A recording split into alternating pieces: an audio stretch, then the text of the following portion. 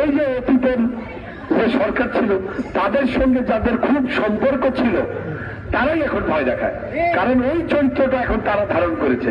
শুধু সাইনবোর্ডটা বদল হয়েছে। পিরোজপুরের উন্নয়নের জন্য আমাদেরকে ভূমিকা রাখার তৌফিক দান করেন মায়েরা, বোনেরা, আর আমরা পুরুষ আমরা মিলে সকলে একটি সুখী সমৃদ্ধশালী বাসযোগ্য পরিচ্ছন্ন সন্ত্রাস মুক্ত চাঁদাবাজ মুক্ত টেন্ডারবাজ মুক্ত একটি পিরোজপুর আমরা গড়ব গড়ব গড়ব ইনশাআল্লাহ। এজন্য আমাদের একটা স্লোগান আছে, আমাদের একটি স্লোগান আছে, স্লোগানটা হলো চলো করি একসাথে পিরোজপুর, চলো করি একসাথে। আল্লাহ তাআলা আমাদেরকে ঐক্যবদ্ধ থেকে ভীতিহীন পরিবেশে, এখন তো আবার অনেকে ভয় দেখায়, তাই না?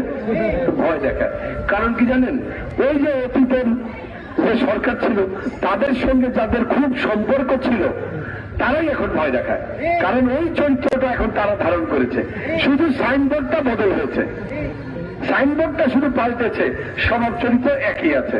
যারা ভয় দেখায় তারা কোনো মানুষ নয়, তারা এই সমাজের শত্রু, এই জাতির শত্রু। কোন মানুষ করে মানুষকে ভয় দেখাতে পারে না। আর তারা যদি এত বেশি জনপ্রিয় হয়, তারা যদি মনে করে তাদের মার্কায় এত জনপ্রিয়, তাহলে ভয় দেখাও কেন? জনগণের সামনে গিয়ে হাজির হও, জনগণ তো ভালো লাগে এমনি ভোট দিবে। যখন জনগণকে যারা ভয় দেখায় তারা জনগণকে অপমান করে, তারা জাতির শত্রু, দেশের শত্রু। এই জাতির এবং দেশের শত্রুর হাত থেকে আল্লাহ তাআলা আমাদেরকে রক্ষা করেন।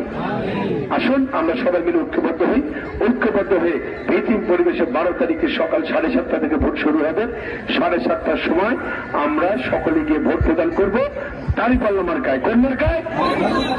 আর একটা হ্যাঁ ভোট দেব, একটা হ্যাঁ ভোট দেবো। হ্যাঁ ভোট নিয়ে কিছু বলার দরকার আছে? আর কোন কারণ কিন্তু যদি এই সমস্ত ছাড়াই আমরা দাঁড়িয়ে হ্যাঁ মার্কে ভোট দেবো, ঠিক আছে?